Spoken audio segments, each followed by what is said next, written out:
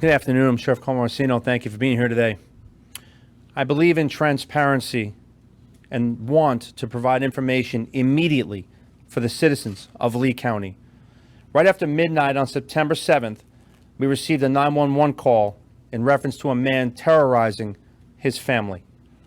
He was walking through the house high on drugs, yelling and threatening to shoot his wife, child, and their dog, and then kill himself. The caller was able to grab her children and flee the residence. We have a portion of that 911 call for you to understand what our deputies learned while responding to the scene. My husband is high on Molly. He's acting crazy. So me and my daughter were in the room. We were locked. He's been high for like 5 days. I called the police on him Saturday. They able to see. I left the house Saturday and I came back for the night. And he's just not acting right. He's walked through the house, talking to his dogs and killing himself and all types of stuff. Okay. All right, ma'am. I'm getting the call in. Give me 1 second, okay? And what you said, he's walking around the house, and what is he doing? So he's going to kill everybody. He's going to kill himself.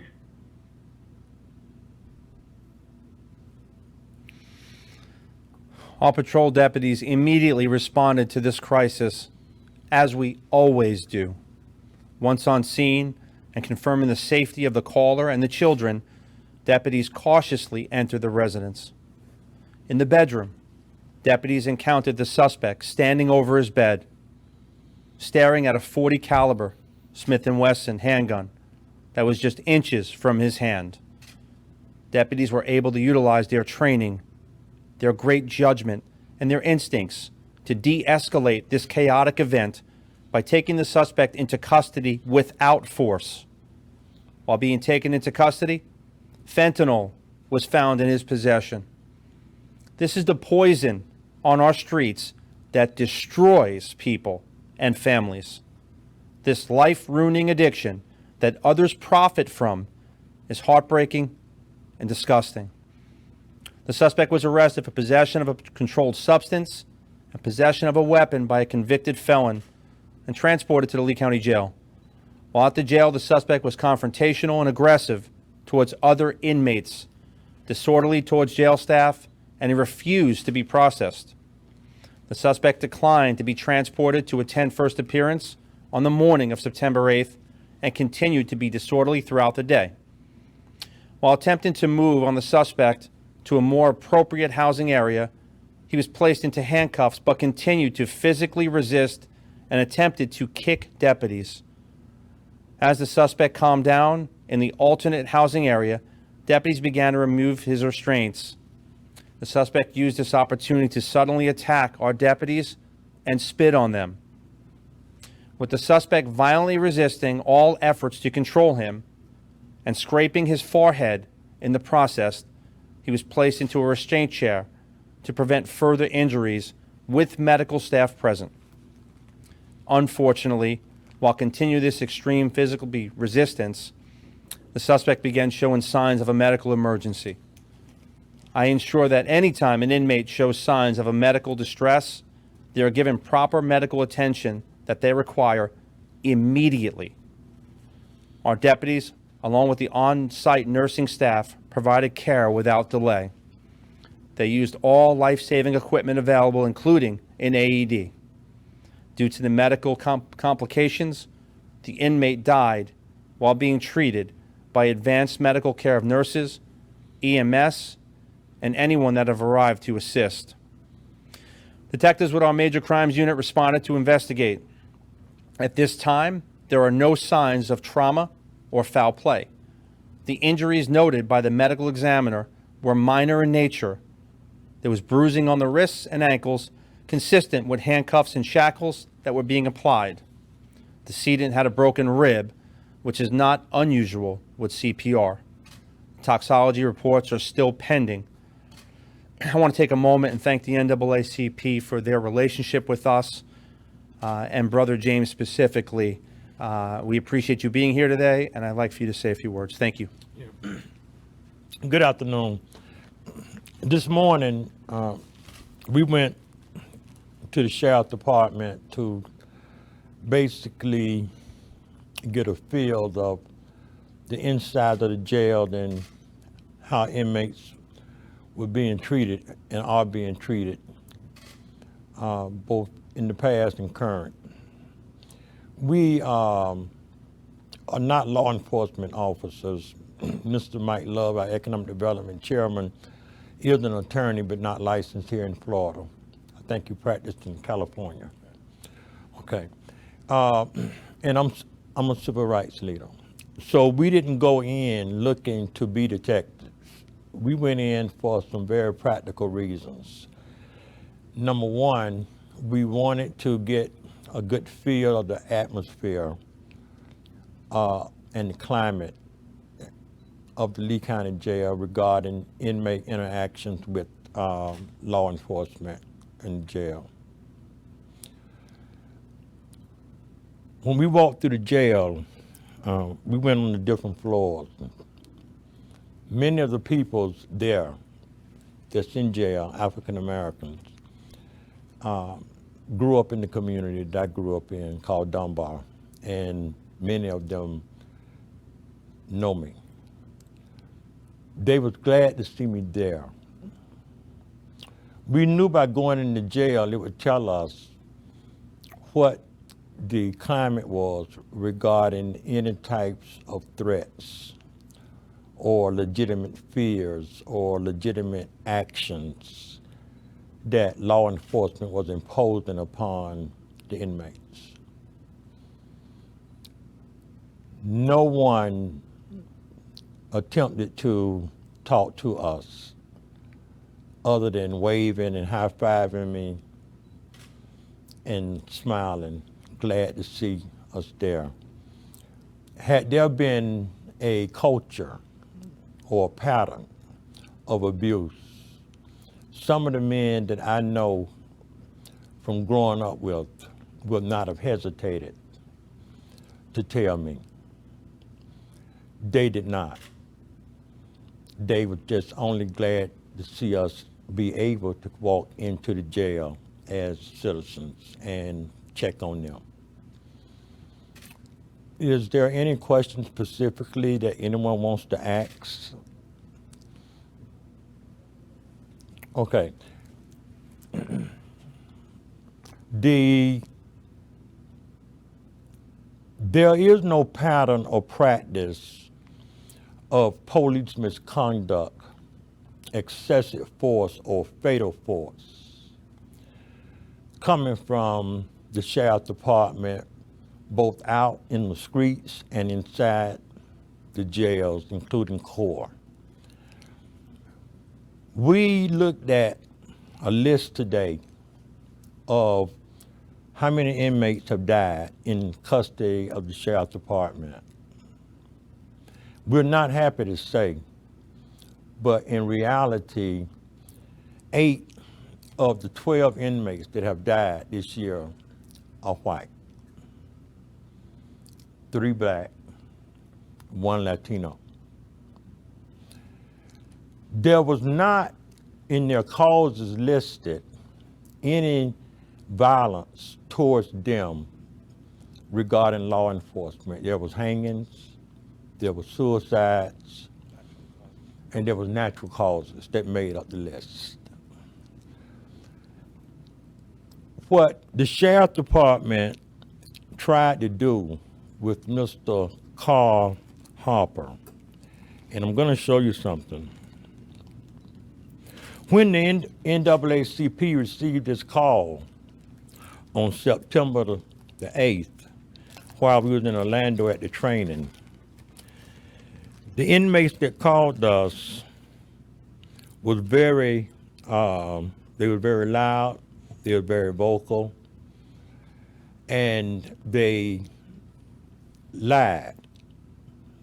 They over-exaggerated the facts. They said to me,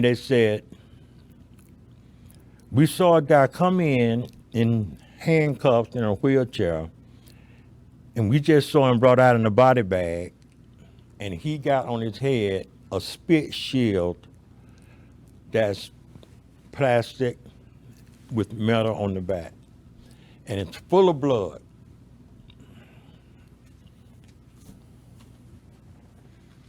And you can't hear him, you can't see him, you can't talk to him. Well, let's take a look at that. I can see each one of you. Can you hear me, Mike? Yes, I can. Sheriff, can you hear me? Yes, sir. And I can hear you. This is the spit shield. That when we got the information, it was said that this was full of blood and that he couldn't talk, he couldn't hear, he couldn't see. An officer was injured by the victim. We thank law enforcement in speaking with two of the inmates who actually witnessed it. Those inmates said that no illegal physical restraint. The exact words was, they witnessed the physical restraining techniques. They stated that nothing out of the ordinary occurred, nothing out of training occurred, no intentional violence, no intentional blunt force. And these are inmates speaking who directly witnessed it. We support the sheriff department. We support law enforcement, period. When we go into these types of scenes, we're hoping that we're wrong. Because if we're wrong, that means our government is right and things are working as they should. Had it not been so, then we would be saying that we would be filing federal civil rights complaints. We have no intention of doing so. This will end our involvement because we found no anything, no civil rights violation, no human rights violations occurred. Mr. Love? Just briefly, we walked the floor, and that to me was extremely important because inmate will tell you what's happening. When we walked the floor, and we walked several floors, the place was peaceful and it was clean. We can now say to the family members that we believe the sheriff department acted in a manner that was consistent with their training. And the inmates, when we walked through, they saw us and they knew that we were following up on this incident. Every time you have an incident like this occurring in a jail, tension rises. But today, when we walk, I think we had a calming effect. The sheriff and his staff, the staff that was with us, they were talking to the inmates and the inmates were talking back to them in a peaceful, congenial way. So that was very important to me and the NAACP. Inmates also, along with the correctional officers today, was interacting. No one was like put into their cells because we was there. They had trustees on the floor. They had trustees that we walked through that was feeding, getting ready to feed the inmates. They had trustees that was out and about washing clothes. They had trustees that was folding up clothes. And many of those trustees we know. I spoke to all of them. I made eye contact with as many as I could. No one attempted to give me any type of suspicion or anything that something was wrong and that what we were seeing wasn't real.